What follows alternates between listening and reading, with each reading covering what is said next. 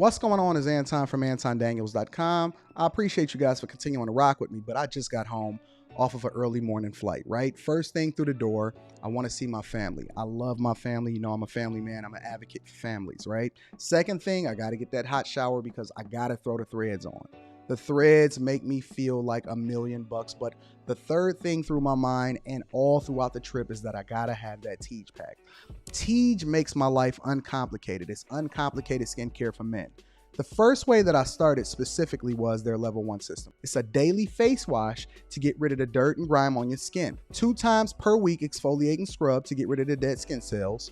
An AM moisturizer with SPF 20 because you should always be protecting your skin from the sun, and a PM moisturizer to help your skin stay hydrated and healthy throughout the night. Here's the thing. My favorite part about Teej Henley is that every box comes with an instruction card that tells you when to use each product, how much to use, and in what order. They really making the process of achieving and maintaining amazing skin for men uncomplicated. In addition to amazing skin, members of Teej Henley get tons of benefits, including at least 20% off the retail price, the ability to customize your box, exclusive monthly deals, you can pause and cancel at any time, and you get free shipping.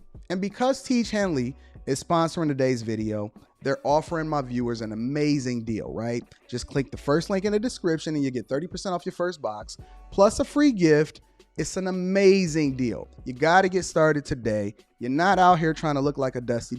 And if you travel as much as I do, which I'm sure most people don't, but you know me, I'm pushing my bag chasers in order to be in the top 5%, top 10%, top 1%. We got to make our lives uncomplicated, and Teej Henley is no better product. You got to look good. You got to smell good. And you can't be looking like a dusty. Make sure you get started today. Click the link in the description.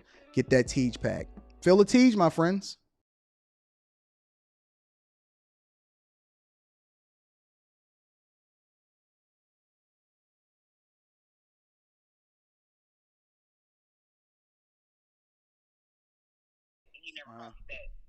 No. I just talked to Barry, and I approved the extra deadbolt on the building.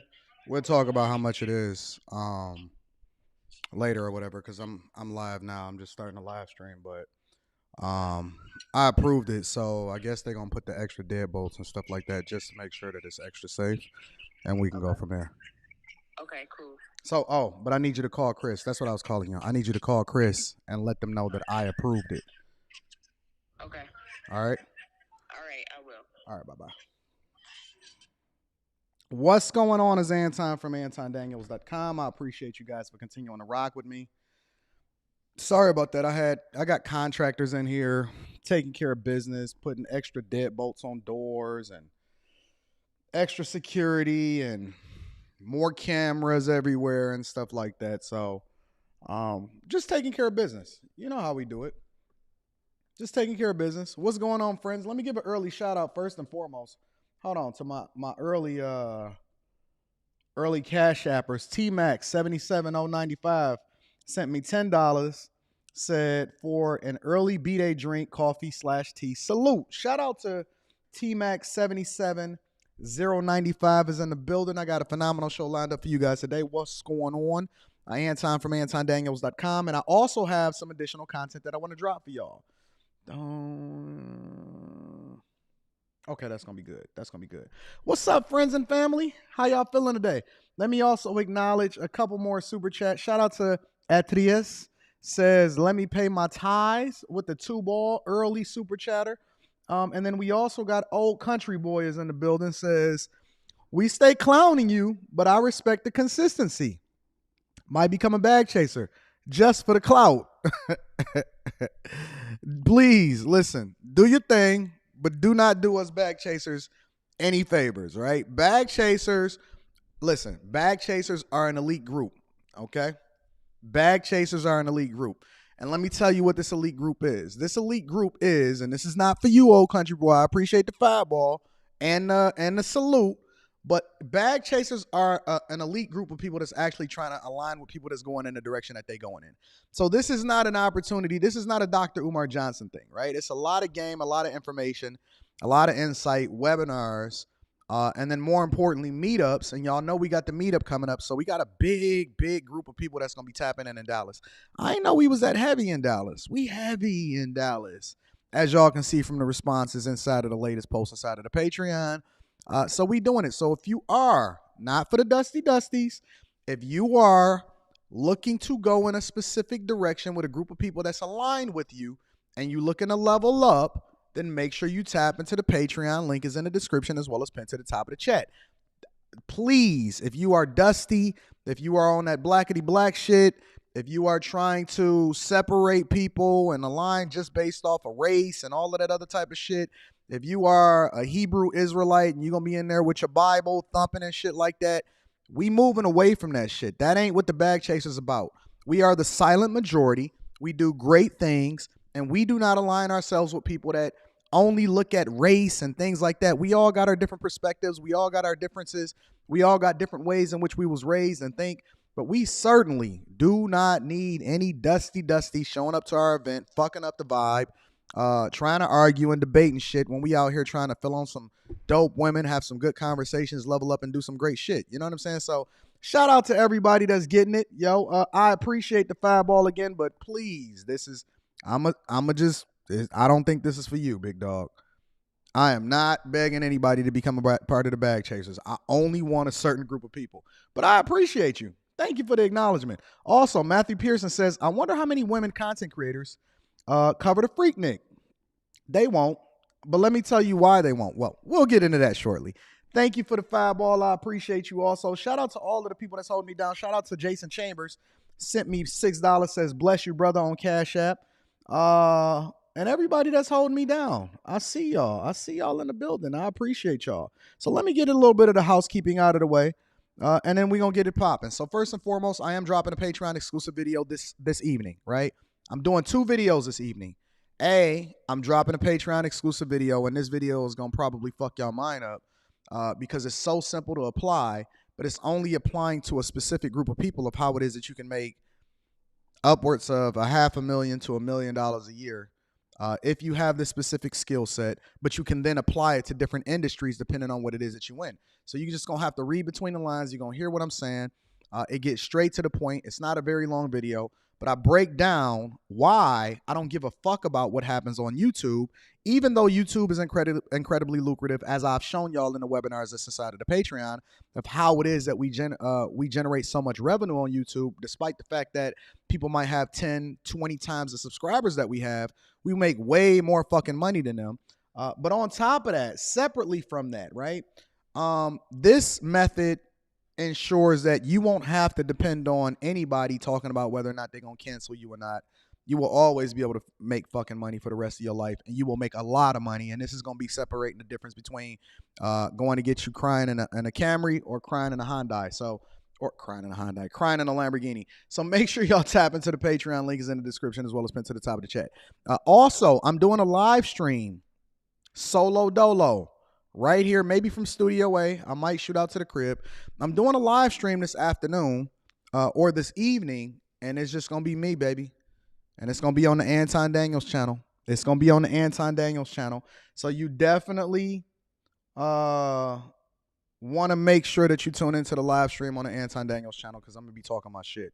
You know, over here, we do it a little bit differently. We get to the money. Over there, it's a reality check. And it's going to be that type of thing tonight. So I'm doing a live stream tonight. I just want to get my thoughts out. You know what I'm saying? And I want y'all to be able to tag along. So make sure you tap into my other channel, the Anton Daniels channel. And we're going to get that popping. Let me read another super chat really quickly before we get started with the show. Shout out to Valdez Brown, says, I'm a Hebrew bagulite. Getting that bag. Shout out to my bag chasers. Shout out to my people that's running up them checks, right? Shout out to my people that's running up them checks. We gonna get it. We gonna run it up. We gonna do what we do. We gonna continue to get this money. Atreus says, yesterday I covered DJ Academics getting signed to Rumble and black people calling him alt-right. Would love to hear your thoughts. I'm not familiar with DJ Academics signing to Rumble. I'm gonna have to check that out. Maybe I can get to it by the end of the show, or maybe I can get to it tomorrow morning. I need to write that down. Let me put that in my notes really quickly. Shout out to Act for getting that Rumble bag. Shout out to Act. Running to Rumble. Definitely gonna cover that. I need to find that out. Listen, this is what I've learned. This is what I've learned. Let me go ahead and get into the show. Let's get into the show. This is what I've learned, right? There's continued talk across YouTube, all of these different spaces. And we're going to get into the Freaknik. We're going to get into 40 fucking year mortgages. We're going to get into this Bud Light controversy. We're going to get into a lot of different things, right? There's a lot of rumbling and a lot of talk across the internet, right? And one of the things that we see, even tying back into this whole DJ Academics thing, signing a Rumble potentially, I don't know anything about it. But this is what I've learned. And I was on Clubhouse yesterday and I was having a conversation. Shout out to my boy Slimmy. And this is what I've learned about the culture, right? And this only happens in predominantly black culture. There's only one tier that does not get talked about, teased, or downgraded as something negative, and that's the poorest tier. If you're a poor person, if you broke, if you went to prison, you're from the hood, you did some of the most egregious shit, you sold poison in your community and things like that, you're going to be celebrated. As a matter of fact, they're going to give you grace. They're going to love you. They're going to embrace you. They're going to champion you as a real nigga. They're going to do all of that stuff. Reading super chats throughout the show. Shout out to Ronnie Robinson. Seriously. Now, if you are in the middle, then anytime you try to excel or you try to acknowledge your greatness or you say, yo, I'm doing some good shit, or I'm trying to level up, or I don't want to be regular, or I want to get a better man, or anything like that, you're going to be called a pygmy. You're going to be called a sellout. You're going to be called all those type of things. And then you got the highest tier, right? Now, the difference between the middle and the highest tier is that the highest tier have learned to drown out the people that are in the middle and the bottom, because the people in the middle oftentimes let the people at the bottom affect what their decisions are going to be as far as how it is that they're going to be successful, right?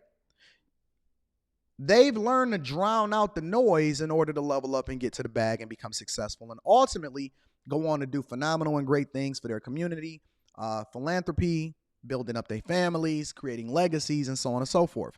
Now, on the other end of the spectrum, you have a group of women across the internet. Damn, I don't even got my Rolex on. You got a group of women across the internet, and they're making these accusations and assumptions, and they saying, listen, we want to divest. We've been holding down black men, but I'm thinking about going to get a white man, as though a white man is checking for them anyway. Neither here nor there. But they saying, listen, why don't I divest? Why don't I go and get another man, and so on and so forth? A, if you would, you could. B, the other part of that conversation is, do it. Do it. What's stopping you from doing anything that you want to do? And this is not just pertaining to black women or women in general or anything like that. This is pertaining to everybody. Listen, for your entire life, you've been doing what you want to do when you wanted to do it anyway. For your entire life, you've been doing what you want to do when you wanted to do it anyway. So what's stopping you? You fuck as many people as you want to fuck anyway. You slut phase it out, and then you sit there and you complain about how men don't want you because you hit the wall. It's the same thing with men.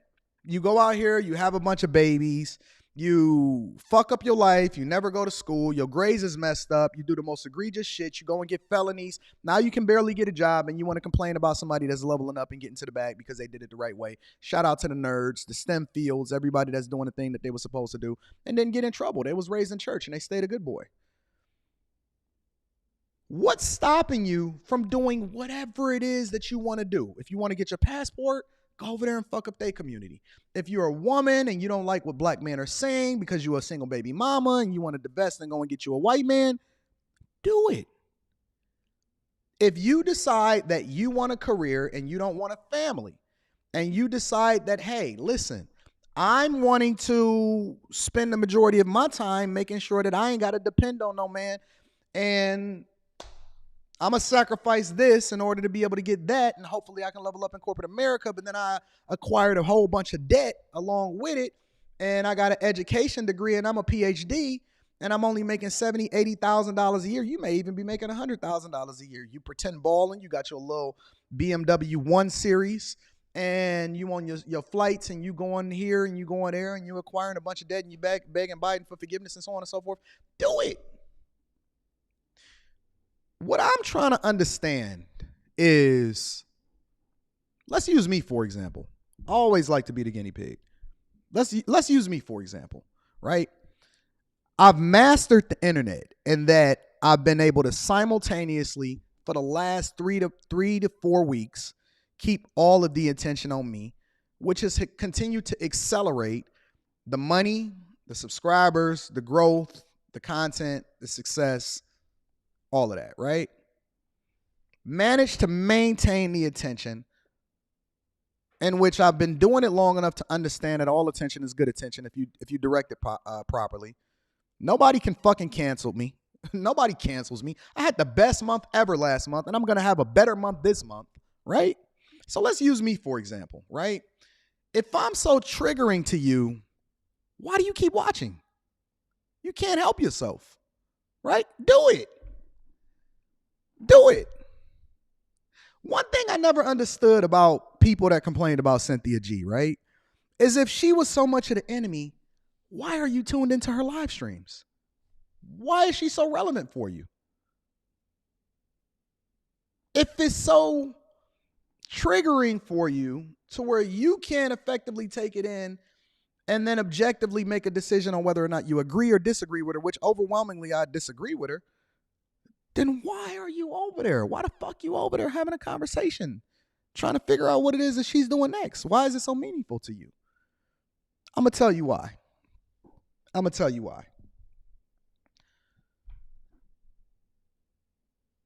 Because you know deep down inside that I'm right. And just like the overwhelming majority of the people that is watching this or restreaming this right now, half of you motherfuckers that get on my coaching calls, some of you people that sending me messages inside of the Patreon, you say the same thing. I've heard the same story over the last 4 years. Anton, I didn't like you when I first met you. You triggered me. You bothered me. But then I realized that it's just me being a suck up and a fuck up and an asshole. And I'm actually the toxic one. And you just gave me a level of truth that I couldn't handle. And so as a result, I got in my feelings. But the more I watched you, the more I realized that, you know what? I need to change. I need to evolve. And I need to stop being in my feelings and stop even using the word triggered because I'm a grown man.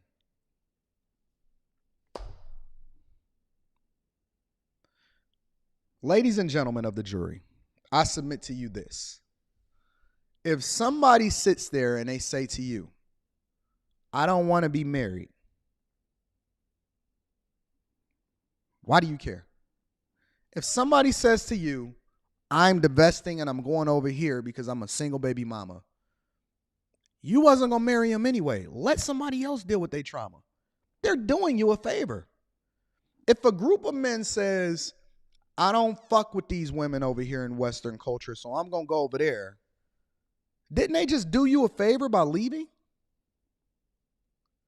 If a company says, listen, I support, similar to what it is that we're about to get into right now, I support gay, trans, all of this other type of stuff.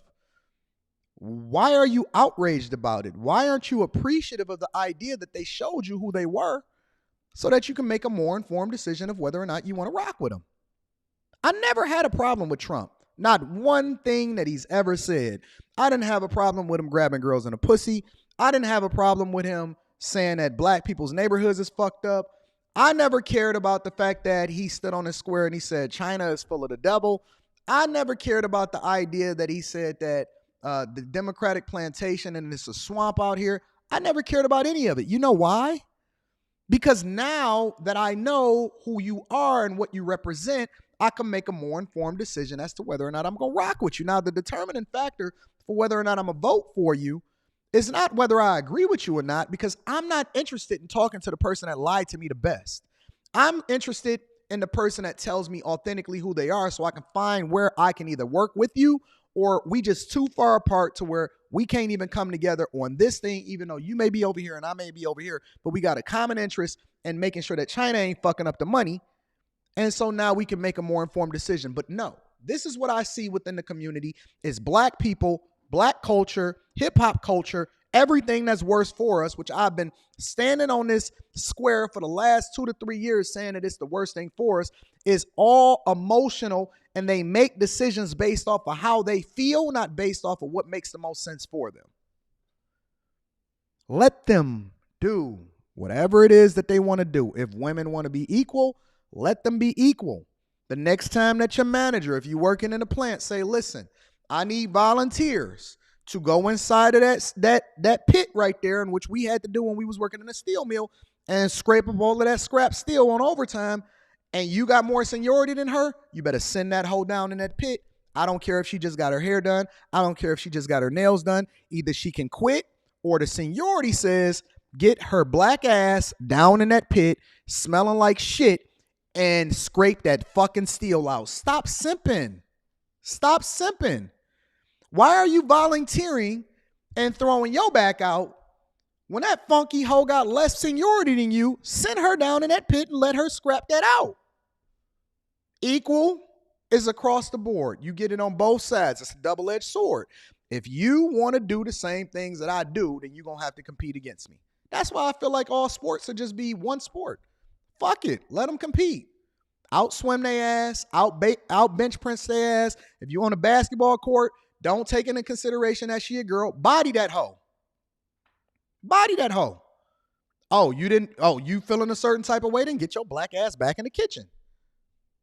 You don't get no special treatment out here. You don't get no special treatment. Cross her up. I don't care if she got on a sports bra and her stomach is out. Fuck that bitch. You get out there and you hoop on her head. Hoop on that whole head. Straight up. Stop worrying about what these people think and compete. Stop worrying about what people think about you and compete. Run that check up. Run that bag up.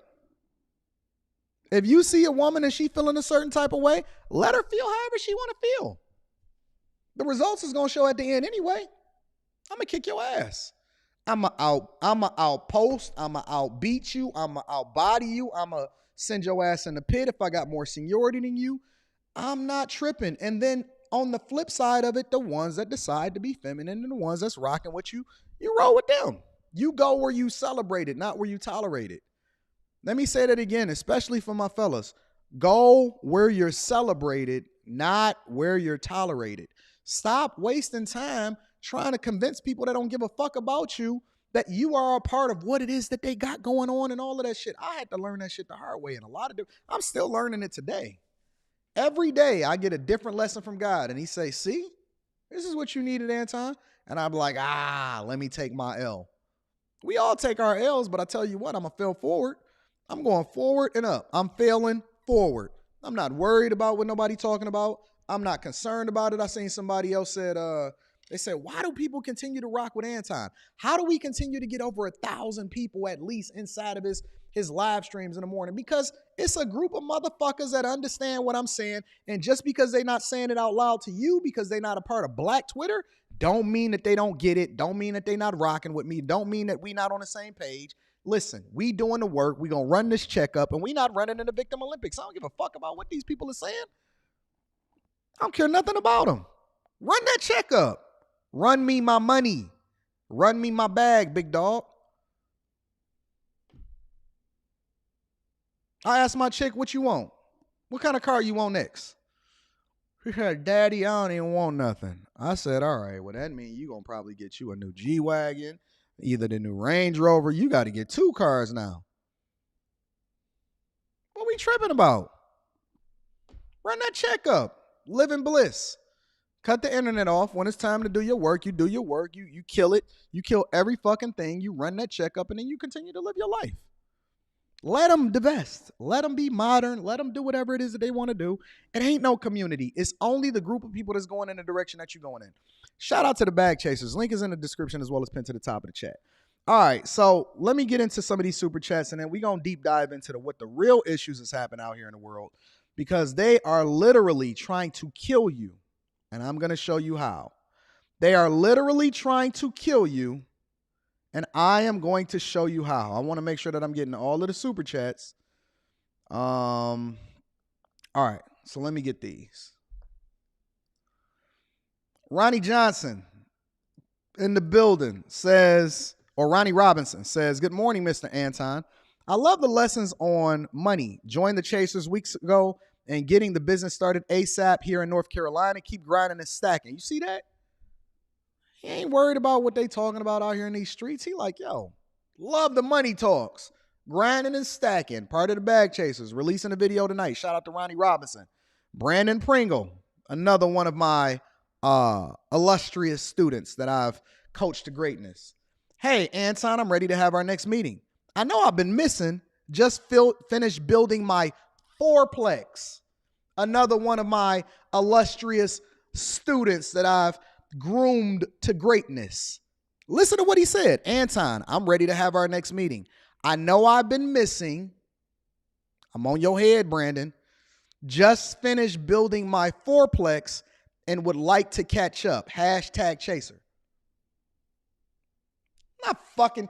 You think Brandon is sitting here concerned about whether or not I'm blackety black? Brandon was like, hey, listen, thanks for the game. Thanks for all of the insight, guiding me through this process. Just finished building a fourplex. I'm going to have to catch up with you because I've been busy running this checkup. He ain't thinking about what these hoes is talking about. He ain't thinking about, man, I bet you Brandon is not even familiar with what the fuck is going on in the manosphere. In the manosphere. Hey, Jordan, I see what you're talking about that church. Rita sent it to me. Check it out. From the moment I seen him on Lapeef, I knew Anton was the keyword, the talent. Don't get how you claim you're about truth and say he triggered you. Shout out to you for the 5-ball. We not concerned about what these people. We not concerned about what these people is talking about. We gonna run that check all the way to the sky.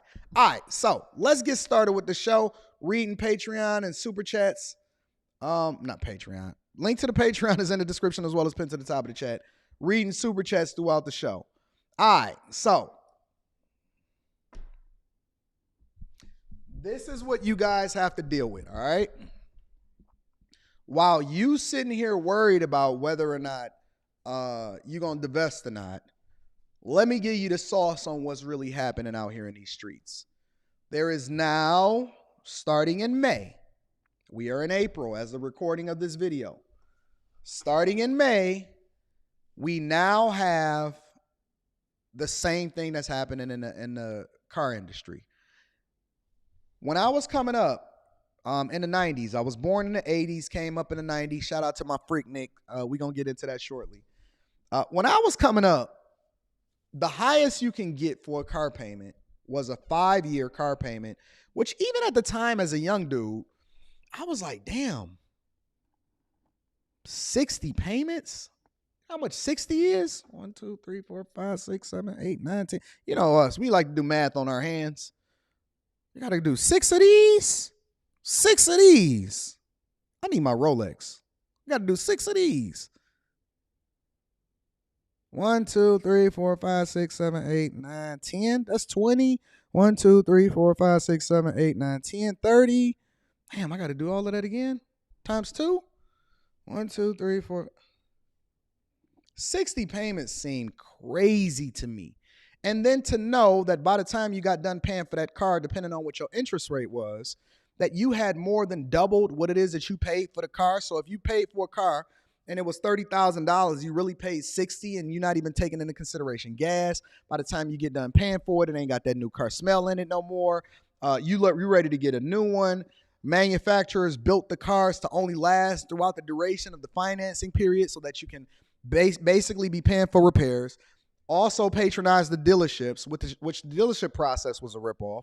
And you was about time to be able to trade that car in, not get no value from it, and then get a new one, and then you just get into the cycle all over again. Sounded like a pyramid scheme to me. Sounded like a finesse. If y'all want to talk about finesse, that's what a finesse is. But now and I've been warning you, I've been telling you, I've been breaking this down since the beginning of the Millionaire Morning Show. I've been advocating for y'all. I was on a coaching call last night, and I went off on a dude. I went off. I swear to God, I went off. You don't believe me? He might be at work right now. Hold on. You don't believe me? I went off on a coaching call last night. I have more energy on my coaching calls.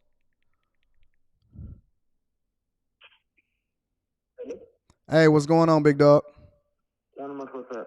How you feel, man? I know I cursed you out a little bit last night, but I was passionate about you, bro. No, I've been thinking about it. I've been running the numbers and seeing what I can do. For me to do something for 300, the options are limited. But I'm trying to work through it. Well, you don't have to talk about no details. The important thing is that I want to see you successful. And that's why I was so passionate about what we was talking about last night. I just wanted to call you and check up and follow up on you. No, I'm trying to heed the advice and see what I can do. I'm working through the problem. But I'm trying. You make too much money, bro. You make way too much money for you to be in a position that you're in. I'm always worried about it because it's unsustainable. Yeah, but you saved $150,000 in 6 months. Yeah, but I'm working 3 jobs, and I'm not going to do that forever. I'm doing that because I can do that now, but I don't want to be doing this position next year. Next year, I'll be making half as much. All right, we'll talk about it later. All right, cool. All right. Y'all don't believe it? Listen. My people is fucking running the numbers through the roof. Saved $150,000 in 6 months. $150,000 in 6 months. My people run the fucking checkup. We not sitting here talking about no blackety black shit. We not running in no victim Olympics. My motherfucking dudes is working 2 and 3 jobs. I know where all of the good dudes are. Not even fucking 30 years old and running these checks up. And I was like, you only saved $150,000 in 6 months. What you doing? You know the type of positions that I've given you game on in order for you to be able to get to certain levels? You know the type of game that you've gotten over the last 2 years since I've been coaching you? I want to see more. I'm tired of it, bro. And I'll be passionate. And I'll be passionate about my people. The people that I coach, you know why I'm not taking no new coaching sessions?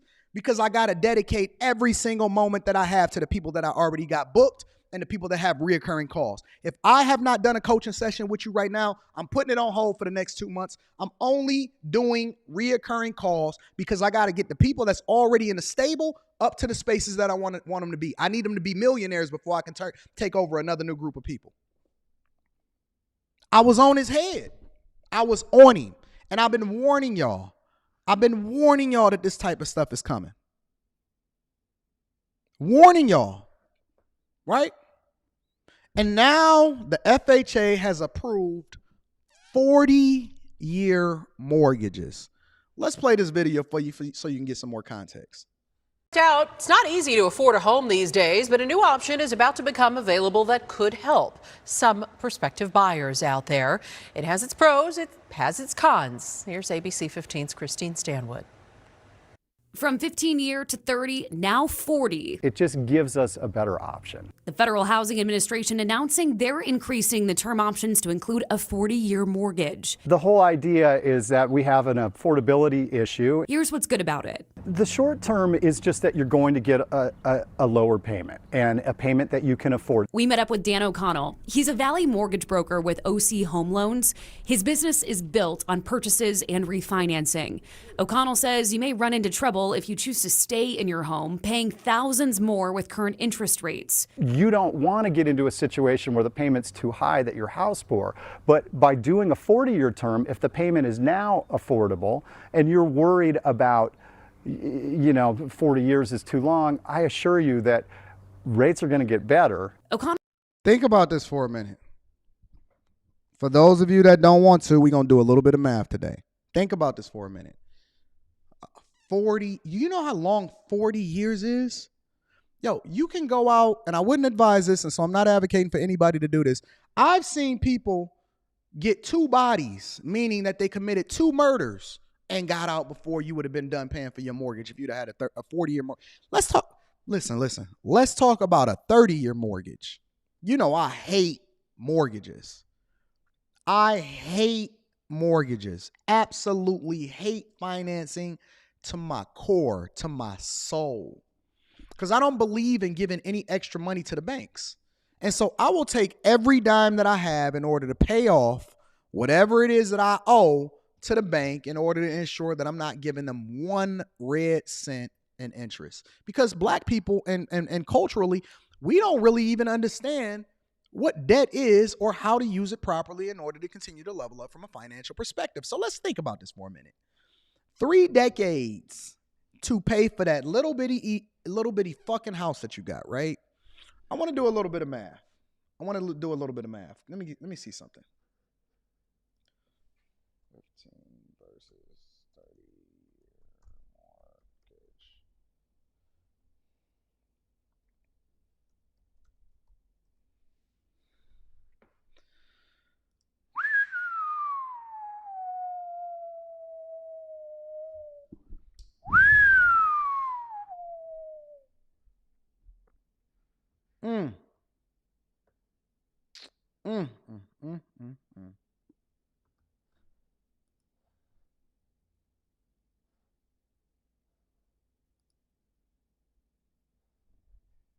Jesus. This is disheartening. Let's do a little bit of math today, ladies and gentlemen, before we continue to rock out with our cock out, okay? So what you have here, I know y'all don't like class, but we about to have class right now. What you have here, ladies and gentlemen, is a 15-year loan will cost you $487 more monthly and save you $100,000 in interest compared to a 30-year loan. Let me say that one more time. A 15-year versus a 30 will save you the equivalent of $100,000 in interest. Interest being free money that you give it into the bank just from being able to hold on to that loan longer. Now, a lot of people will say, well, I can finance it for 30 and pay it off in 15. No, you're not. You're not going to pay it off in 15 at all, right? Now, think about this, right? So let's say, for example, and this is only on a $250,000 purchase, assuming that you put 20% down. Most people is just trying to get into a home. And so what they do is they put 3.5% down. They get the FHA mortgage. They pay private mortgage insurance, PMI. They pay additional cost on top of it. And they paying more in interest throughout the life of the loan. But let's assume for the sake of conversation that you do a $250,000 purchase price. You put 20% down. Now, the average home cost here in the United States of America has skyrocketed somewhere towards about $500,000. So let's double it. I'm reading super chat shortly, but let's double it. So let's say 500,000 because y'all not concerned about how much it is that you're giving over to the mortgage company. You're concerned about the payment, and that's where they get you, right? But let's say you got $100,000 to put down because you put 20%. Nope. Let's put 3.5% like most people. Let's do 4. So we put 4% down. The difference between a 15-year and a 30 is almost $250,000 in interest that you're going to get over to the finance company. $250,000 that you're going to get over into the finance company. Look, right now, this junk is just released in May. They don't even let you do it through the mortgage calculator to even be able to put in a 30-year right now. They don't even let you do a mortgage calculator to even be able to put in a 40-year mortgage. 40-year mortgage. See, look at the finesse guy. Said $45 a month ain't that bad. Now, here's the key. So when you're looking at this and it says 15-year loan will cost you $1,000 more monthly and save you roughly $250,000 throughout the life of the loan, right? Want to know what the caveat to all of this is? Your interest rate is actually 4.7% in this scenario. The average interest rate is between 6 and 7% now. So let's do the numbers, right? Because this ain't what they're going to show you. They only going to tell you what your payment is. If you get a 6% interest rate, it goes from $240,000 to, ta-da, $375,000 more in interest. That's not even the amount of interest that you gave. If you get a 30-year mortgage at a 6% interest rate on a $500,000 house, by the time you get done paying for it, you're going to pay more than double, more than triple for that house. And we're not even taking into consideration property taxes, insurance, and maintenance, or the costs associated with even being able to keep that home up in the first place, which includes air, gas, heat, electricity, none of that, repair costs, everything. And so your total costs, and one of the reasons why a lot of people are incapable of looking at everything from a business perspective is because they're not taking into account exactly what it's going to cost them. The only thing that they're looking at is the payment. And so the reason why 40-year mortgages are going to be more popular than 30-year mortgages in less than a decade, based off of my prediction, I assume, the reason why a 40-year mortgage is going to be more popular than a 30-year mortgage in less than a decade is because, A, the banks have convinced you to sell each other on the importance of the payment instead of selling each other on the importance of not giving interest over into the bank, which is basically free money for them being able to lend you and let you hold on to the property, in which they can actually leverage the property as collateral just in case you never make your payment, and they can come and foreclose on it even if you're in the middle of a 40-year and you got 20 years left. It's a finesse. It's the biggest finesse in the world. Listen. This is what I suggest to you guys. This is what I suggest. Well, let me get back. Because I never really showed the video. So I want to get into the video, and I want to show exactly what it is that they're selling you and why they're going to sell it to you so effectively. It's not easy. Year to 30, now 40. It just gives us a better option. The Federal Housing Administration announcing they're increasing the term options to include a 40-year mortgage. The whole idea is that we have an affordability issue. Here's what's good about it. The short term is just that you're going to get a lower payment, and a payment that you can afford. We met up with Dan O'Connell. He's a Valley A lower payment. mortgage broker with Heauxs Home Loans. His business is built on purchases and refinancing. O'Connell says you may run into trouble if you choose to stay in your home, paying thousands more with current interest rates. You don't want to get into a situation where the payment's too high that you're house poor. But by doing a 40-year term, if the payment is now affordable and you're worried about, 40 years is too long, I assure you that rates are going to get better. O'Connell says it all comes down to what fits right for you and your family's. It all comes down to what fits right for you and your family's budget. And how do they determine what your budget is? How do they determine what your budget is, ladies and gentlemen? They determine what your budget is by focusing on how much your payment is. Doesn't matter how much the banks make from it. Doesn't matter what your interest rate is. Don't matter how long you're going to pay for it. The only thing, it don't even matter that you're going to pay triple, more than quadruple for that property. The only thing that matters is whether or not it factors into your rat race fucking budget. You're going to work for the rest of your life for a home that you don't even care about. And then the real estate agents is going to come by, sell your home, get 6%. If you don't pay your property taxes, they're going to take your shit and run it off at the auction. This is a finesse. This is the biggest finesse in history, and you don't even see it right before your eyes. I'm reading Super Chat shortly. Budget. It's just that we're at a particularly tough time right now where it's kind of the perfect storm of really high prices and really high rates. As for adjustable rate mortgages, the ARM pricing isn't significantly better than the fixed rate pricing, so it hasn't been a viable option. the 40-year mortgage goes into effect May 8th. In Phoenix, Christine Stanwood, ABC 15, Arizona. May 8th, ladies and gentlemen. May 8th, ladies and gentlemen, is when your 40-year mortgage will be available to you in order to get your payment lower, just so you can say, well, I own my home. I own my home. No, your home own you. Your home owns you. Wake the fuck up, ladies and gentlemen. Wake up. How much house do you really need? How much house do you really need? You can't even afford to maintain it anyway. How much house do you really need is the first question that you need to ask yourself. Secondly, how can I get rid of the debt? Third, how can I prevent myself from paying as much interest as possible over to the mortgage company?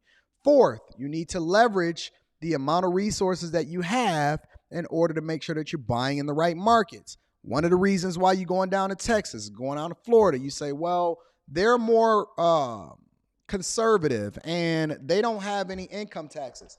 Well, guess where they make that up at? Property taxes. Property taxes in Florida and Texas is out of this fucking world. You're going to be paying more than the equivalent of a mortgage just in property taxes every single month in order to ensure that they don't take your property, because that's how they then build up their coffers.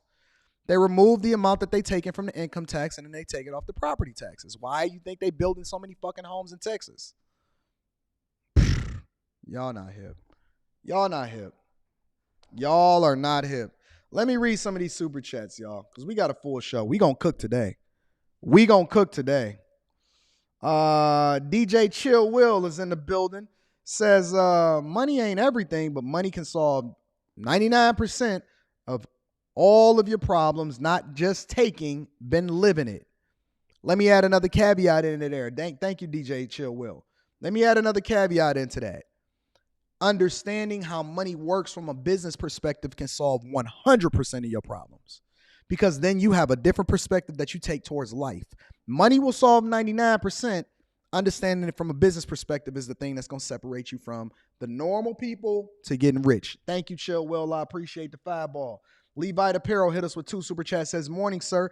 YouTube is amazing when somebody's live and you're watching it. It shows live under the name or image. Enjoying the Discord, fun and exciting. Shout out to Levi Apparel.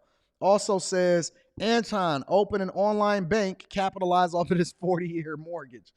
Ronnie Robinson says, with the 10 ball, says, don't forget the homeowners association fees when it comes to considering costs for a home. Facts, especially in Florida. They got more homeowners association fees that ain't actually fixing nothing. Av Greet. I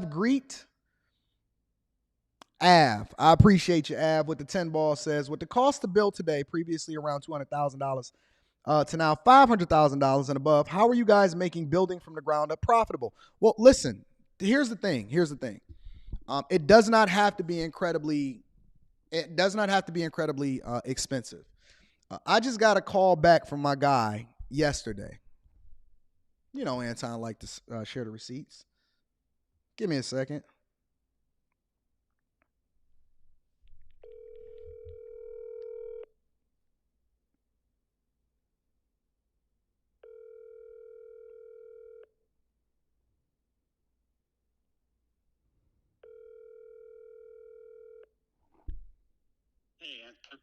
Hey, Rob, how you doing? Good. I forgot to get that document over to you last night because I just got really, really busy. But I'm gonna get that signed and over to you today. Okay, that's fine. Did you get a estimate for the clearing of the property for the trees and everything like that? No. I thought you said you had a guy to do that. Well, I can find a guy to do that. Yeah. But I didn't know if that was a part of the process by which you were going about finding different contractors and things like that. If you can, I would appreciate it though. Yeah, I talked to Excavator. Most of them are in the back, aren't they? No, it's all over. No, they're all over. Yep. Okay, let me see if he does tree removal, but or if somebody he works with. Yeah, I can reach out and see if I can find out. What was the estimate on all of the materials for lumber, windows, everything like that you had? Hold on a second. Let me grab your folder.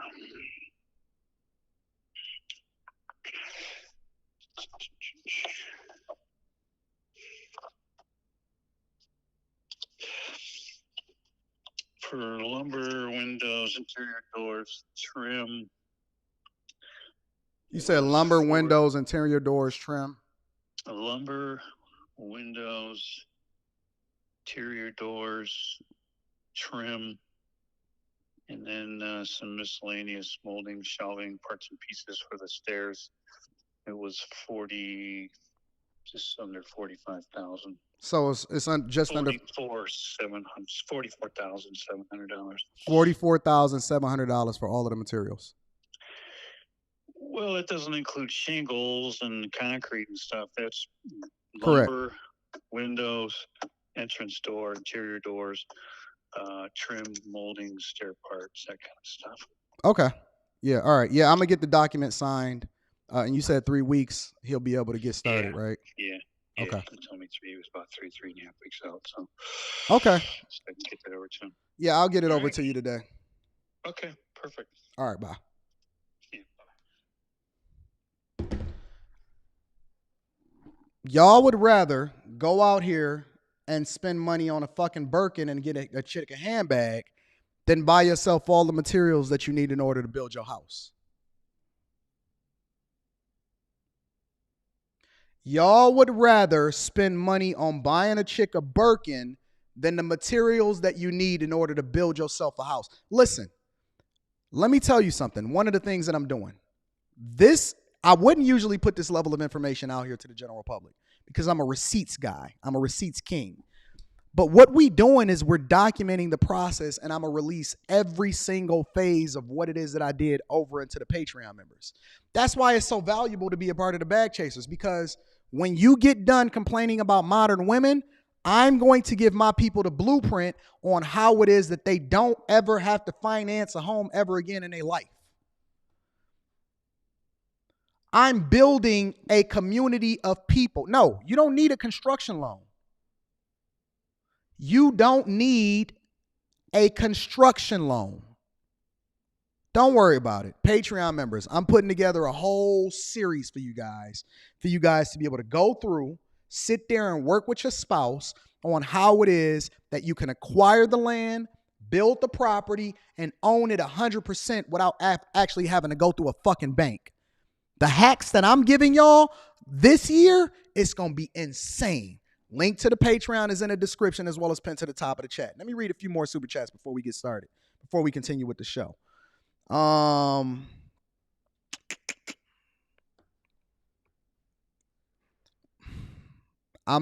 giving you the game, and it's going to be incredibly profitable. When I said that I was getting into this builder business, I'm getting into it so that I can learn, take the lumps ahead of time, so that I can then come back and give y'all the game on how it is that y'all can leverage this information and do it great. Who else giving you this level of game? Who else giving you the receipts? Who else putting their own money up in order for you guys to be able to get this insight and information? Talk to me about no fucking community. I am the community. Shout out to my bag chasers. Mark Smith is in the building, says 40-year mortgages for modification on existing loans only, not for purchases. You can't buy a home on a 40-year. Well, you're wrong, Mark, because starting in May, that is what's now going to be available for the general public. It's not going to be for modification. This is what's going to be available for the general public. I'll keep you up on things. But Mark, you're wrong about this, buddy. You're wrong. The FHA is saying otherwise. Unless I'm reading what it is that they're putting out to the general public and to the banks. You forgot I work for the bank. We're capitalizing off of this in the bank. I'm working for the bank. Dick is in the building, says, good morning, Elder Daniels. Just watched a video on digital currency and oh crap, now I can't go to Sousa because tricking is a crime. Mr. Hallel says, Duke Don on one of his recent videos has your address doxed. Might want to tighten that up. I'm not worried about it. We're not worried about it. You know why? If that's true, I'll go and check it out. That's what they make lawyers for. That's what they make lawyers for. We'll get over it. We'll get into it. Zotang TV says, I'm currently in the process of building a 6-apartment building in the Caribbean. I already own the land, 28 years old, and it's only up from here, big dog. Shout out to Zotang TV. Shout out to Zotang TV in the building. Jake Fever says, bro, I'm at work watching you kill it on here, and I'm trying to push my channel to the next level. I got myself to 20,000 subs. I need coaching to really get to the bag. Do you do that for people? Let me know. Send me an email. I'm not sure if I'm going to be able to take on any new people, but we can talk about it. We can talk about it. Let's continue, ladies and gentlemen. Beyond that, so in addition to that, we have some controversy because it all comes back to the money. It all comes back to the money. We have some controversy. Hey, Q, do me a favor, Q. Do a little bit of research on this Duke the Don dude. I see you in the chat. Do a little bit of research on this Duke the Don dude and find out if that's true or not so that we can address it appropriately. Don't worry about that.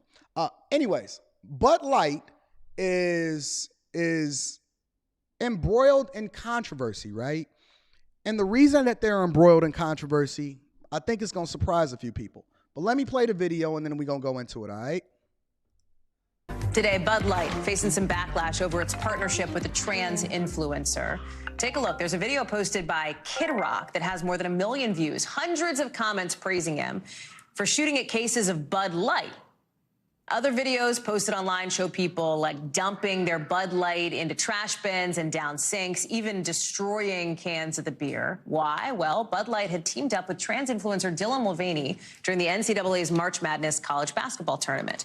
And while March Madness has officially wrapped up by now, it seems like the response to this partnership just seems to be getting more and more intense. Jay Valle, who's been following this story, is here with us now. Explain this. Explain the timeline here.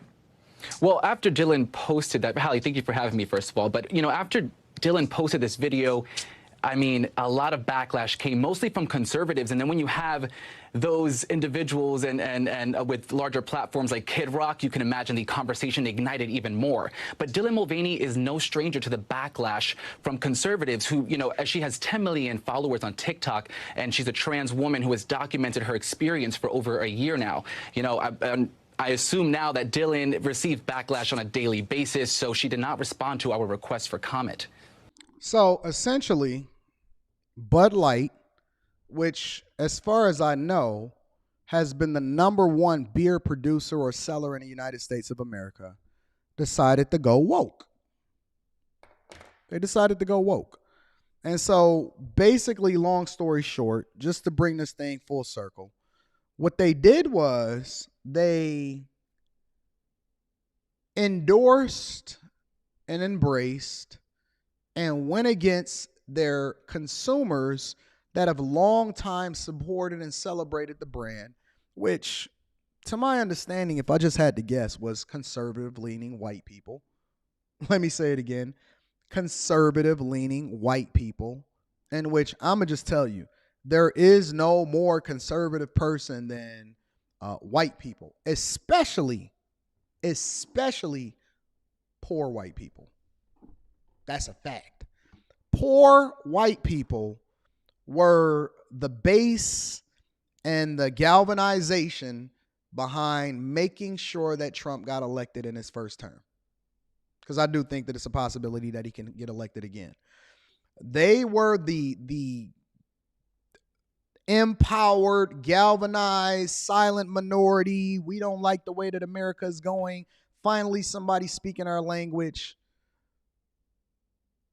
And they are the ones that you see at the kids' baseball games, and they drive all of the pickup trucks, and they got all of the lift kits, and they mudding, and they got Jeeps, and they got all of these different things, and they love their guns, and they always wear the American flag, and you better stand up, and I don't like what's going on with the Colin Kaepernick controversy, so on and so forth thing.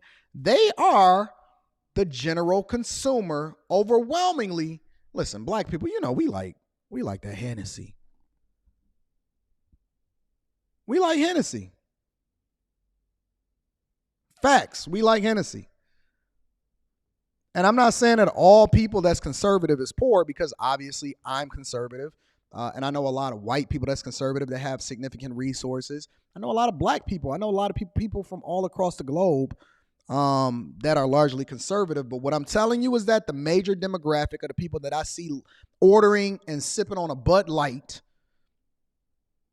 are white people, and they tend to be at the bottom of the totem pole, in which I know y'all think that the majority of black people are the ones that's on welfare. But I'm telling you, buddy, it's white people. It's white people. They are the ones that drink the majority of Bud Light. It's a fact. And so I don't understand, right, how people then look at who their consumers, who they sell to, their demographic, where the majority of their beer is flying off the shelves at. I don't understand how you don't use that and leverage it. And I'm going to be reading Super Chat shortly. I don't understand how you don't use that and leverage that in order to make more informed decisions as to who it is that you're going to endorse, because those are the majority of the people that purchase your products. Let's continue. What are we hearing from Bud Light on this? Yeah, Bud Light, the last 48 hours, as these videos have thousands of views, they did not ignore what conversations were being sparked, and Bud Light sent a statement, actually. Anheuser-Busch works with hundreds of influencers across their brands, and many ways to authentically connect with their audiences across various demographics is to partner with these influencers. So, as at this point, these videos, again, continuing to flow in, and that backlash is pretty intense there, as, that Kid Rock video has over 1 million views now. Jay Valle, thank you very much for that breakdown. We'll read more about it, I know, in your postings for NBCnews.com. Your stories there. Appreciate it. So let me go and show you the video, I believe. I believe this is the video of the influencer. I was not familiar with the influencer until Bud Light decided that they wanted to highlight this person. And so apparently this is the person that is the recent sponsor of Bud Light that has everybody in a tiff. Day one of being a girl, and I wore this outfit shopping today. Somebody trolling. Somebody is trolling. Hold on, let me rewind this. I wore this outfit shopping. Stop it. Just stop it. Just stop it, bro. Y'all trolling. When they loaded this up on my computer this morning, I didn't know that this was what the video. I didn't know that the voice was going to be so deep. I didn't know that the voice was going to be so deep. I didn't. I genuinely didn't. I did not know that the voice was going to be so deep. I don't understand it. This is wild. This is absolutely, positively wild. Why in the world would Bud Light ever endorse a person like this that is not their core demographic and alienate the people that support their products the most? Today, and I got some Bud Lights for us, and everyone was staring, and they were all staring directly at my crotch. Day 2 of being a girl. First of all, I think that this is incredibly disrespectful to all women. I think this is incredibly disrespectful to all women. If there was one thing that I would advocate for women, is that if I had to pick one, is that I don't want somebody that was not biologically born a woman speaking for and being a representation of what women should be like, whether it be in a commercial, whether it be in a sport, whether it be in a conversation, or whether it be in a debate. I believe that this is, ladies, of all the things that you can be outraged about, reading Super Chat shortly, of all the things that y'all should galvanize for, think about this. Y'all fought for equal. You fought for feminism. You fought for the empowerment of women. And if this is not the thing that's undoing everything that I disagree with, but this was your fight. Black women, you got recruited into the fight in order to ensure that you was a part of this movement. Of all the things that you can advocate against, of all of the fights that you need to fight, is somebody hijack. Listen, when I seen Bruce / Caitlyn Jenner win Woman of the Year, and that dude ain't never had a period before in their life, I said, women should be outraged. And y'all know what y'all said? Oh no, these are our besties. These is our best friends. Y'all said that they were y'all best friends. They stronger than y'all. They get the same rights as y'all. They a triple minority. Think about this. If you a black man, think about this for a minute. This is true. If you're a black man that decides that you want to switch over into being a woman, and you get the hormone treatments and everything like that, that means that not only are you black, but now you're a woman and you're a part of the alphabet community, specifically where they're highlighting, advocating for making sure that you get more rights. You probably can get your whole college tuition paid for, all the way through getting your master's degree and your doctorate. You like a quadruple minority. If there was anything that women needed to be outraged about, if there was ever a bigger fight for women, it's men then speaking on behalf of women as though they know what women go through or what women feel like.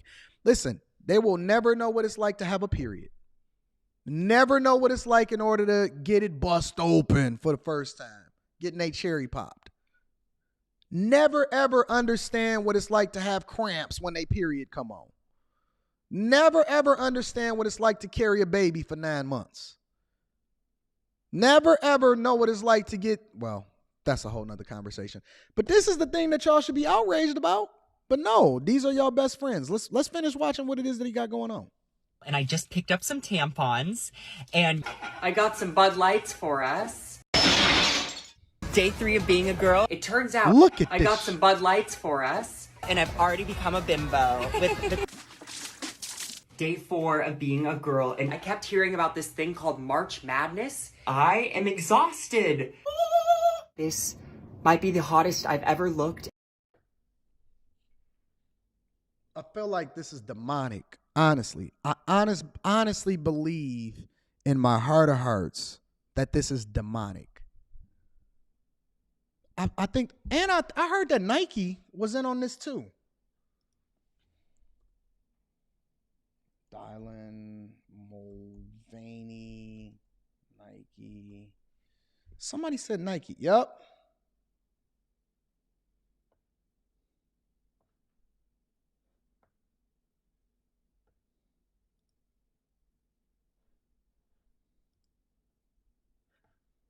I'll play it in a minute. And will ever look in my lifetime. Day 5 of being a girl is trans joy. So, I kept hearing about this thing called March Madness. It's a cause to celebrate. This month, I celebrated my day 365 of womanhood, and Bud Light sent me possibly the best gift ever, a can with my face on it.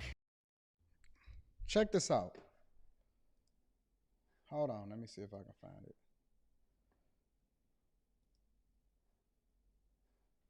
Check this out, y'all. Because, see, Nike thought that they got away from it. Nike thought that they were smart. This is why I stopped messing with all of them, man. I stopped messing with certain companies.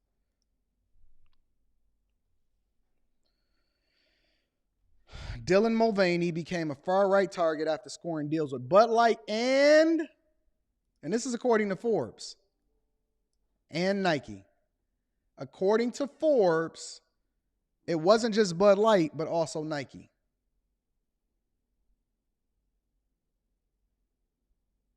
Wow. Wow. Good job, Nike. Good job, Nike. I see you. Was there for the Grammy Awards and everything, huh? Y'all got it. This is what y'all wanted. No. Don't sit here and cry and complain. I don't want to hear about it.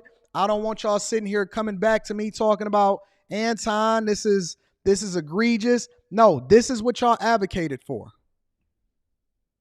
This is what y'all advocated for. This is what y'all wanted. No, you fought us. You fought us. We was too busy fighting with each other because we cared too much about whether or not you was getting it bust open.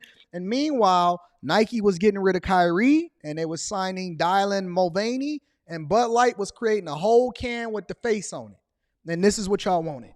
This is what y'all wanted. They recruited y'all, women, and then they had second and third and fourth wave feminism, and black women was like, sign me up, coach.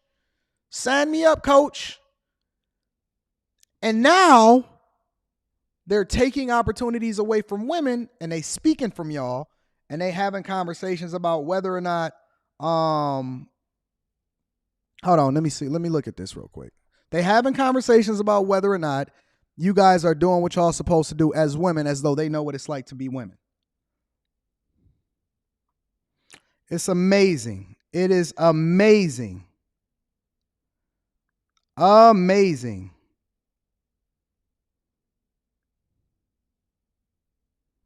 Mm, mm, mm. Mm, mm, mm.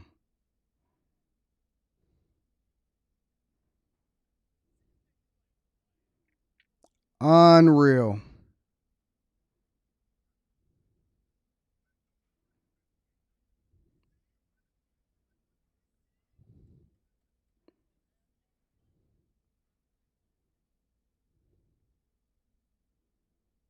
Good work, Q. Good work, Q.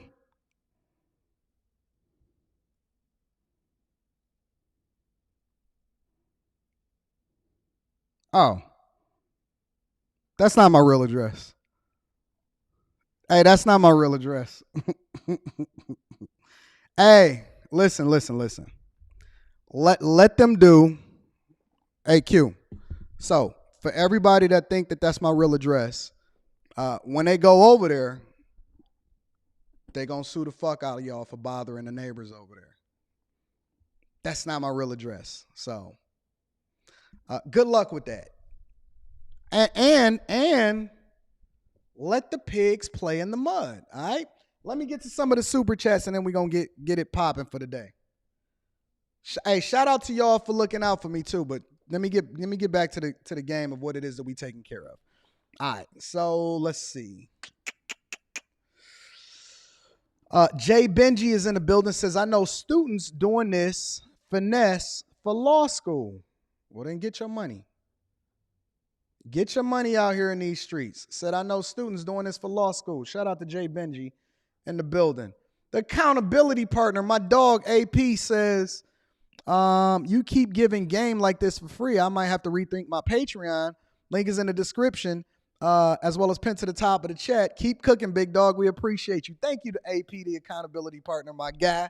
I love you, big dog. Thank you for continuing to rock out for me, and thank you for the 50 ball. I appreciate you. Let's see what else we got going on out here in these streets. Jake Fever says, bro, I don't like Hennessy. I love Hennessy. Yo, that is what the ladies love. You know what I keep over here? Here, let me show you what I keep over here at the Millionaire Morning Show.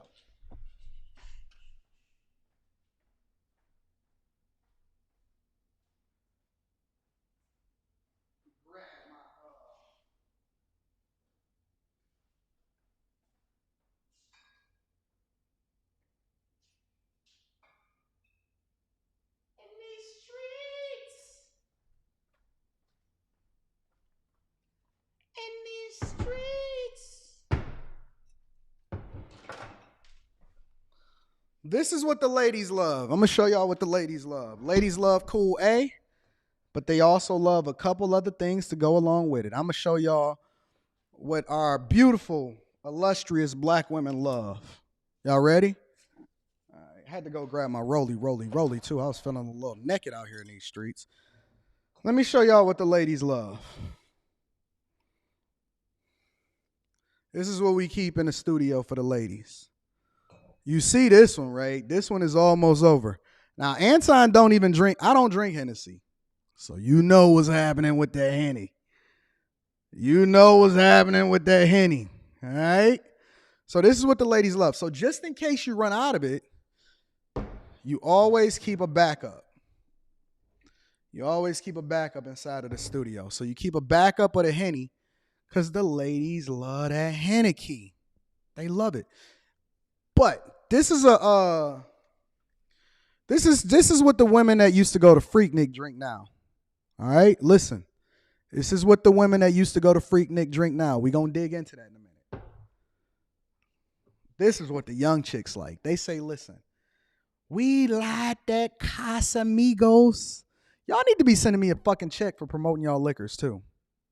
They said, we like that Casamigos. They said, Anton. I said, what's up, girl? Can I get some Casamigos? I said, let me see your license. I can't be giving no liquor to no other. She said, I'm 25. I'm 24. I'm 26. And I look at her license and she's 23. I said, okay, well, you can have some Casamigos, but you got to have a Tito's on hand. So shout out to Tito's. They actually is a good partner of what it is that we got going over here to the Millionaire Morning Show. But those are the key drinks for the ladies. The younger ones, the little hood rats, they like Casamigos. The ones that used to go to Freaknik, they keep that Henny on deck. And then Tito's is something that we keep for everybody. So shout out to Tito's, 25 years in the building. Let's continue. All right. Let me read some more super chats, and then we're going to get it popping. Pat Fobbs says, Nike doing the same thing with this guy. Yep, Nike was doing it. Shout out to Nike. Y'all should be just as outraged. Oh, shit. Shout out to DL Legend with the 20 ball. Says, good morning, Anton and the Bag Chasers. Been watching you for about a year now. I have a lot of catching up to do before I can call myself a chaser. But you inspire me to keep going and to keep learning. Thank you so much. And thank you, D Legend, for continuing to rock out with me. I appreciate you for the 20 ball. Can't wait for you to become a bag chaser. For those of you that are interested, link is in the description as well as pinned to the top of the chat. Y'all know my saying.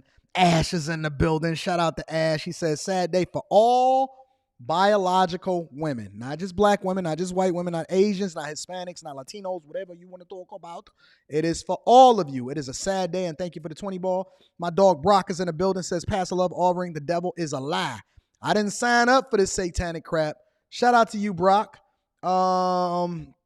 Also, Alliance 757 in the building says, the reasons companies are going woke is because they care more about ESG scores, and Anheuser-Busch has a low score and is trying to raise it. So the ESG score for a lot of y'all, maybe I should break this down inside of the Patreon. The ESG score allows for them to be able to acquire more investors and looks for funding from different people that are looking to buy into and promote their brand. But specifically, you talking your talk now. I might have to dive into that inside of the Patreon. Shout out to the ESG score. Kings is in the building. Shout out to Alliance 757. But I don't think that the ESG score is the thing that they should be leaning on the most, because that's where Adidas messed up. Adidas, I believe, was more concerned with the ESG score, which is one of the reasons why they decided to get rid of Kanye. However, the problem with that is that they then alienated their core fan base, which was the ones that were driving the profits and the profitability within the company itself. So shout out to y'all for actually knowing what an ESG score is anyway.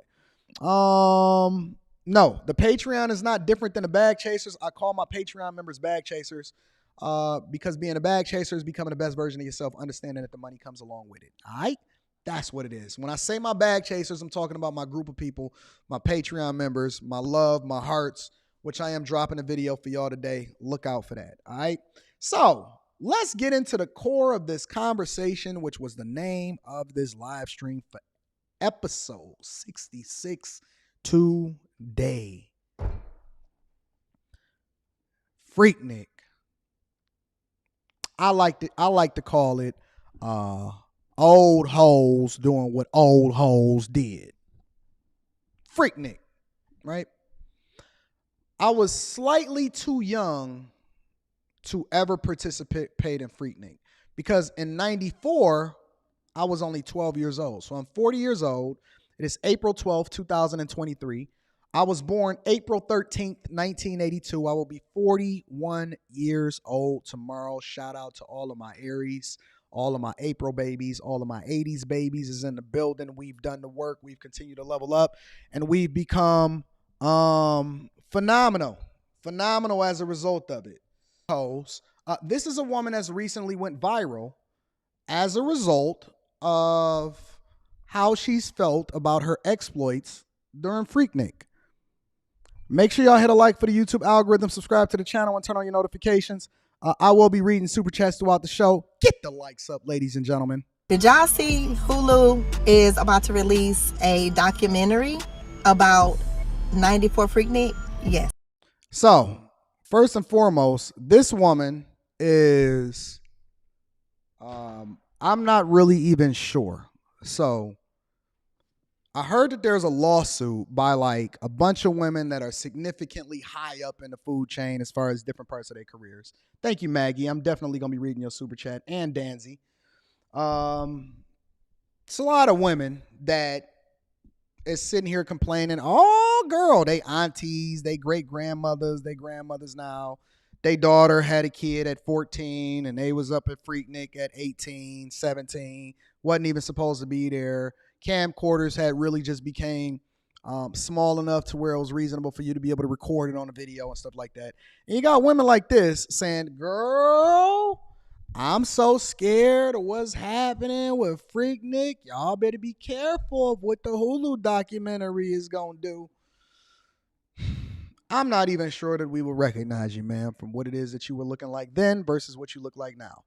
Clearly, you just came from your job at the doctor's office, some form of a receptionist, or maybe even at the highest end, a nurse. You probably over here,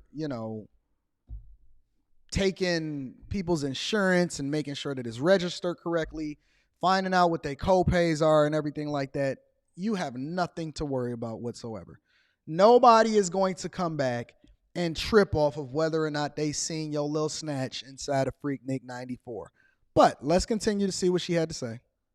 Yes, 1994 Freaknik. Yes, they are about to release a documentary. I've been to several Freakniks. 94 was one that I attended. So I'm just praying that look at what the women look like back then versus what they look like now.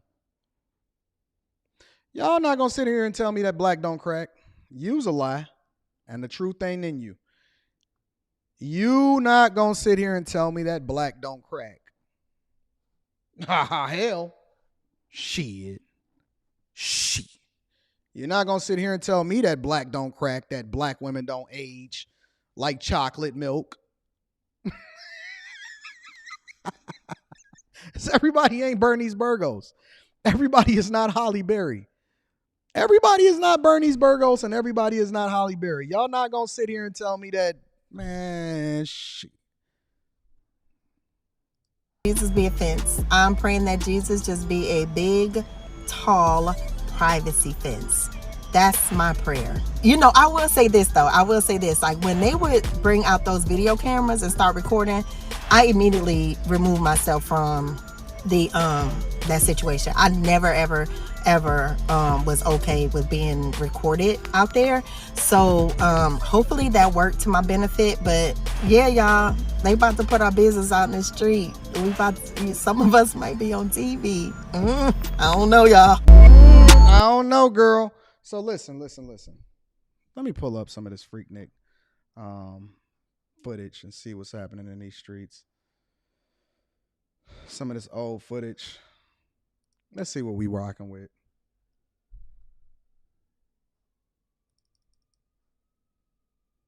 See what we had to deal with back then. Let's see what your mama was doing when she had you. Let's see what the streets is talking about. I'm going to be reading super chat shortly.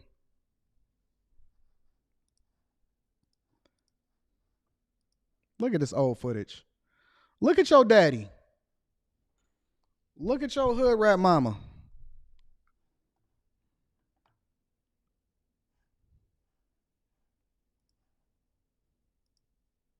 Look at these dudes. Ain't nothing like a cigarette and a black and mild in your ear. Look at them. Black people were still getting pulled over then. It's just like they getting pulled over now. Yeah, man, we wasn't even doing nothing. Look, this is why the majority of black people is running in the victim Olympics today. Yeah, man, the same thing that they doing then is the same thing that y'all doing now. I will give people, the young people, a pass. I'm going to give the young people a pass, right? Because look at you. Your mama was a hoe. Your grandmama was a hoe. And now they sitting here trying to tell y'all on what it is that y'all not supposed to do. But they about to get exposed too. Look at them. Look at them. That's your uncle out there. That's your daddy.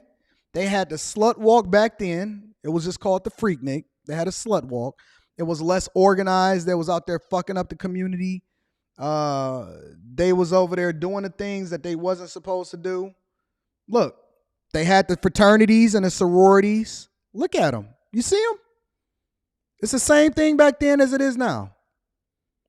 Every last one of these dudes is they got high blood pressure now. Some of them may be twice divorced, talking about modern women. They got them a new platform today. All of these dudes is probably Hebrew Israelites right now, and they got shingles on the bottom of they shirts. They over here trying to preach. They your pastors. They your ministers. They deacon elder Dirty Dick was down here at East Carolina University trying to get. Look at your mama. Who mama is this? Who mama is this? Whose mamas and aunties is this? They don't look. Y'all chicks look the same today as they did back then. The only difference is that these hoes got more access to BBLs. They have butterfly eyelashes, and they use a little bit more makeup. They use some pieces in their head. Whose mama is this? That's all I want to know.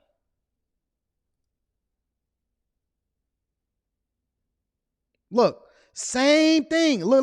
Let me rewind it. Hold on. Look, check it out.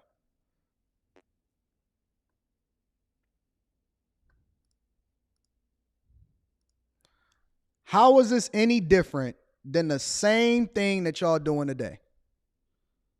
How is this any different except for y'all got ring lights and TikTok now in order to be able to document it in HD? How is this any different? You probably got the same drawer, the same ironing board, the same hood rat mama, the same glasses, the same that, everything.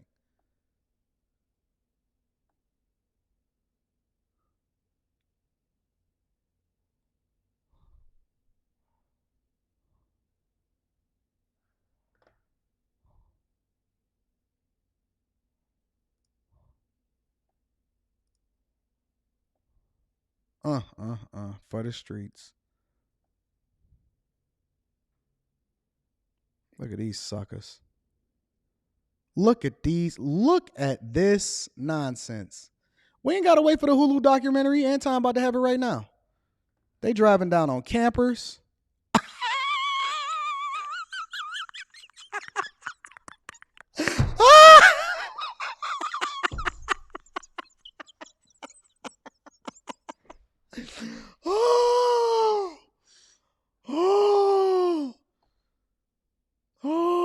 Y'all are the worst. We got the worst community ever, bro. Look, she got her hair done as an officer for Freaknik. Man, listen, bro. Black community is no different than it was 30 years ago. 30 years ago, it's the same thing. It's no different than it was 30 years ago. Look, how's it any different? Except for they had T-tops. Look, same nails, same hair, hood rats hanging up at the top of the thing. How is it any different? Unkept, not well. Look, the same braids.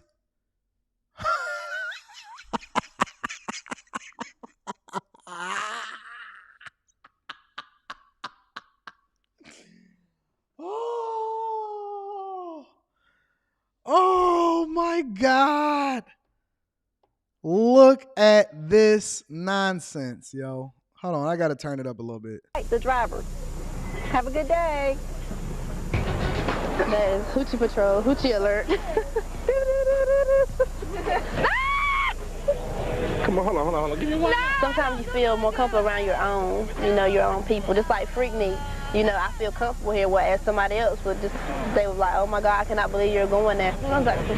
So let me ask y'all a question. Hold on, watch this. Oh my God, she won't let you pick up.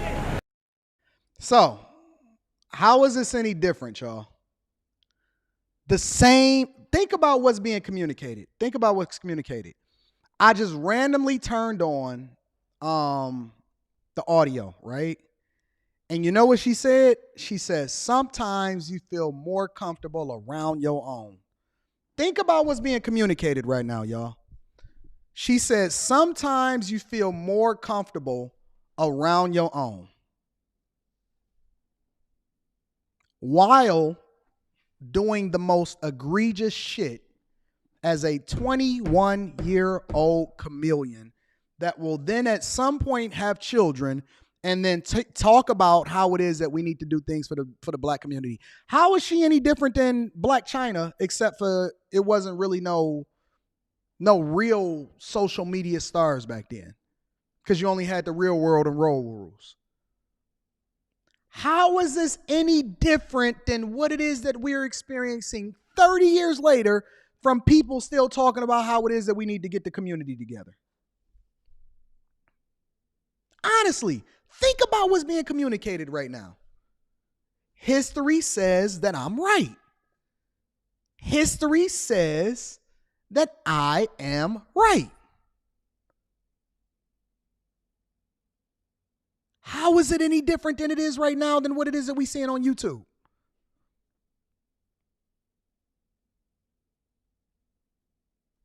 How is it any different? Watch this. Listen. Listen to what she's saying. People, just like, Come on, hold on. Give me one. sometimes you feel more comfortable around your own, your own people. Just like Freaknik, I feel comfortable here, whereas somebody else would just, they was like, oh my God, I cannot believe you're going there. Oh my God, she won't let you pick up. I'm from North Carolina. So where you from? Where? I'm from North Carolina. Where? North Carolina. What part of I'm really from Michigan. You gotta back up. Turn around, he got out, open the door and smacked me on the booty. I don't even have anything on me. Look, you see what they used to do back then? Get a pen, get a piece of paper, get a girl to write her number down, take her to the hotel room, bust her down. Shout out to Brian Horsley for the 10 ball. Says I recently joined the Bag Chasers on Cash App. Shout out to Brian Horsley is in the building. Let me give a round of applause to all of the new Bag Chasers and Patreon members that's going to be checking out the video this evening. Old hoes, new hoes, same hoes. It's the hoes that's raising your sons and the daughters that's creating more hoes. That's all I see right here. You just getting numbers. One of them seemed decent. His name was Greg. He seemed really cool. I mean, he was one that I might would call back. I think he was really cool. He was cute too. He's supposed to call me tonight. We'll see like what club we're gonna go to and stuff. Freaknik is about losing yourself. A minute, only for a minute. Hey, do this dude not look like Hassan Campbell? Do the dudes in New York and the Hassan Campbells literally look just like they did in the G-Unit days back there in 94? The dudes from New York are literally stuck in time.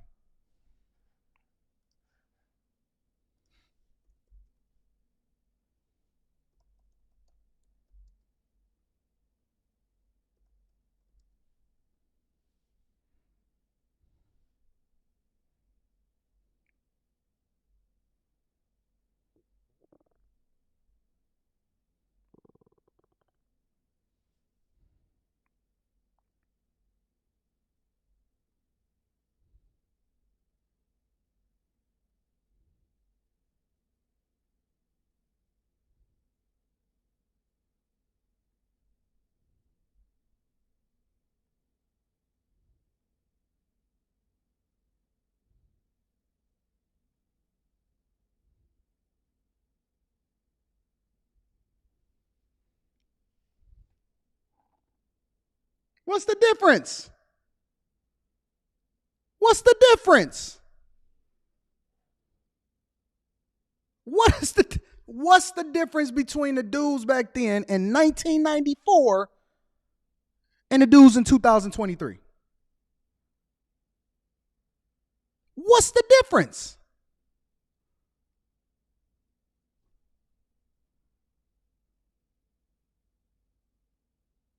Shout out to New York. Shout out to New York. What's the difference, big dog? Honestly, what's the difference? This is wild. This is wild. What's the difference? Look.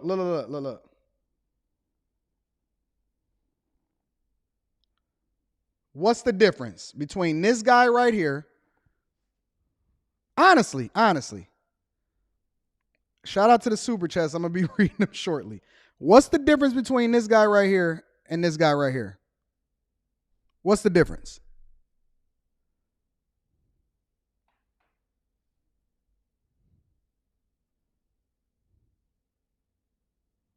Is this not the same dude with glasses? No?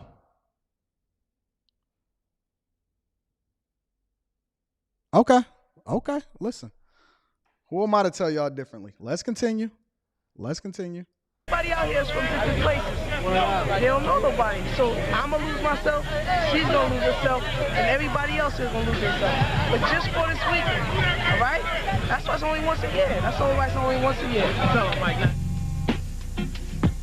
See, this is why I wanted to mute it. Because I don't want to hear all of that extra. Let me see what the hoods and the whole rats doing.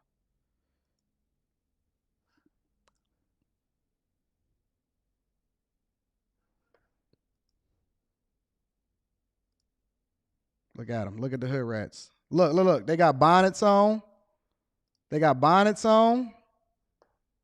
Cordless phones, bonnets. Y'all would have hit that. Look. What's the difference between the women back then and the women now?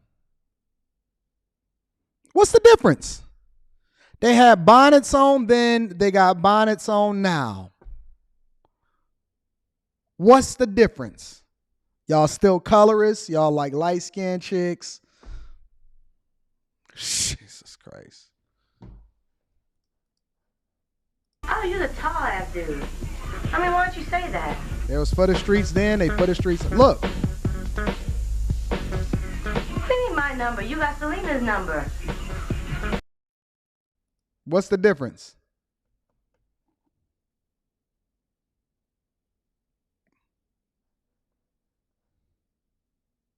Muscle t-shirts, G-Unit wife beaters, hit the streets.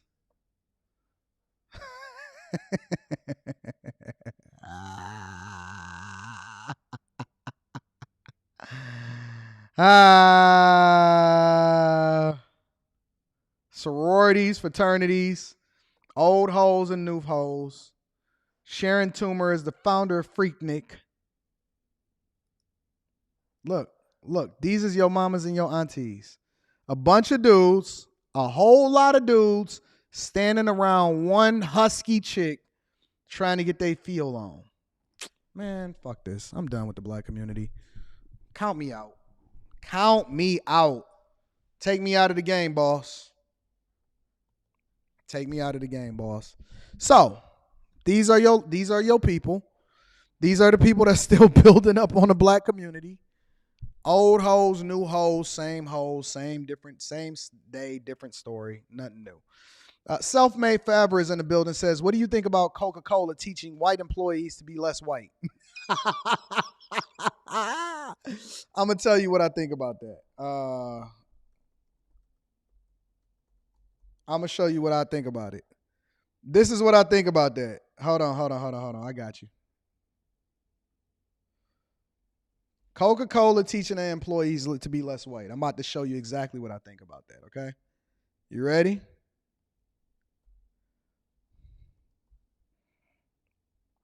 You're not going to be ready for this one. This is what I think about it. This is basically what Coca-Cola is doing right here, Self-Made. You ready? Def Jam. Here it is. Okay. Cut it. Hey, I'm Dina. Look at my feet. My feet are straight ahead. You don't want to do that. You want to turn your feet out. I'm going to do this backwards. And that's what makes it look like hip hop. What this is with hip hop is everything's down low. It all is in a plie. I think the first thing that you need to know about hip hop. Is this what Coca-Cola is doing to their employees? Hey, yo. Is this what Coca-Cola is doing to their employees out here in these streets? It's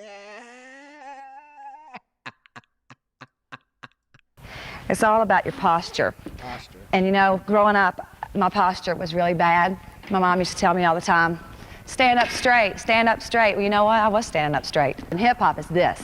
1, 2, 3, 4, hit, ah, and ah. The more relaxed you are, that's what makes it hip hop. This is the first thing I will say to you. You want to do hip? Is this what Coca-Cola is doing to their employees? And 1, 2, 3, 4, you gotta 5, stand like 6, 7, 8. Hold on, let's get this removed. Let's get this removed right here. This. In a hip hop head, we have this. Boom, bam, every time. Or Your hands are always like this. Start out just hitting it, hitting it, hitting it,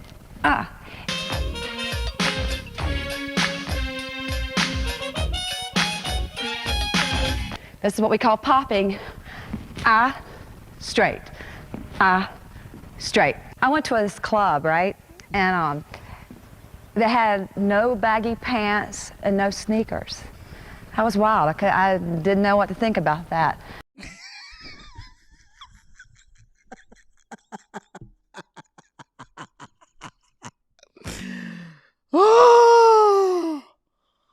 Oh, got me sweating. Oh my God. Jesus. Lord have mercy. I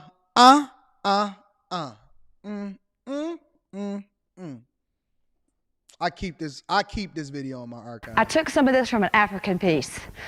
In the African not the African piece. It was like this, but in hip hop it's like this. See, there's a difference.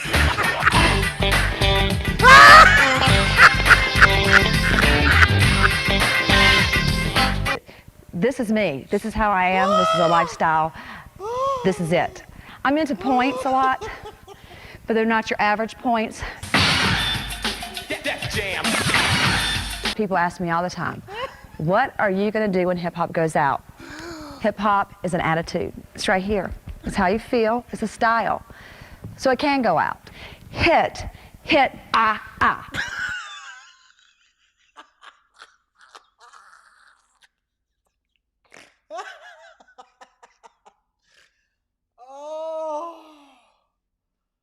Oh my God. Oh Jesus. Oh. I gotta get through these super chats. I can't be over here playing with y'all. I can't be over here messing with y'all out here in these streets. I gotta read these super chats. And I'm gonna keep this up on the screen just in case I feel like playing it again. Oh God, Lord be offense. Shout out to Maggie, the substitute teacher, says, I remember seeing ATL traffic. I hope they reform. No, ATL traffic is just as bad as it was yesterday. Danzyland de Soleil says, can't stand the sucker-ish. Sending addresses is a weak move. Try Hennessy Master Blend. Hennessy Master Blend. Thank you for the fireball. Levi Apparel says, Anton business move. Good or bad, attention equals money. You can have the best product or advice. The worst, but no attention equals no business. I think that social media marketing, if you know how to capitalize off of it, it's incredible. Like sometimes you get promotion from other people that you otherwise would have had to pay for historically.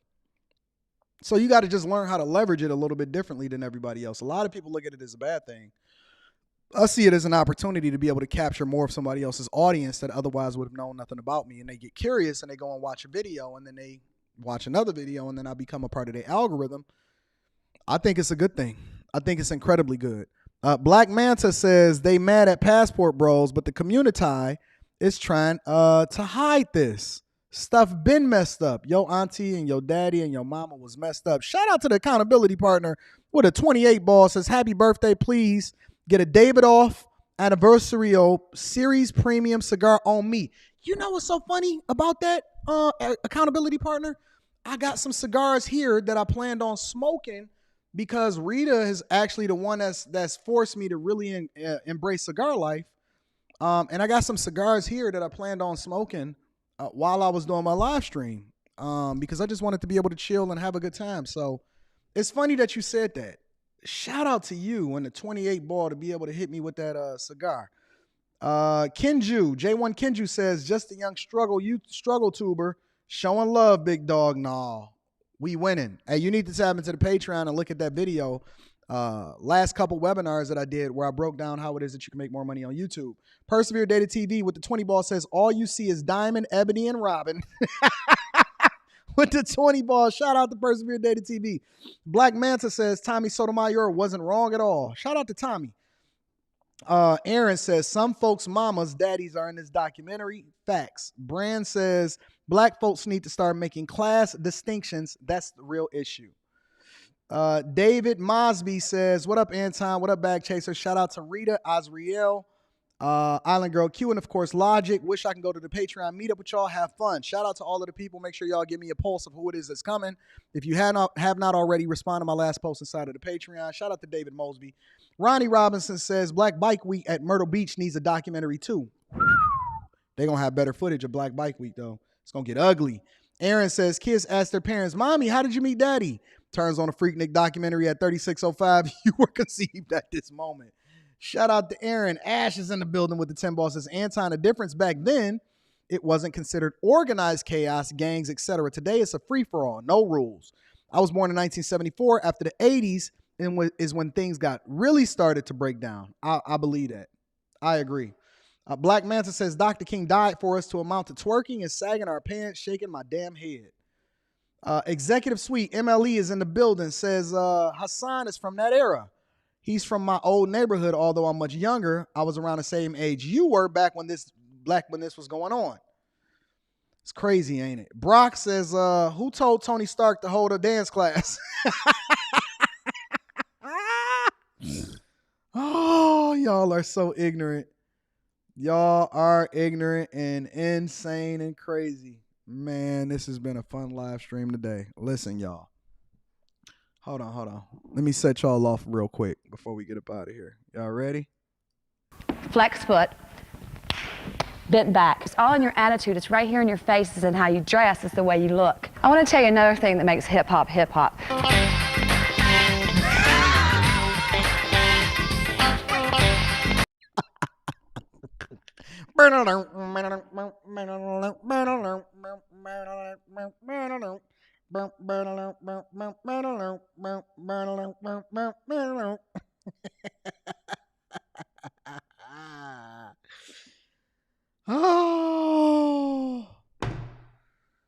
Oh, Jesus, be offense.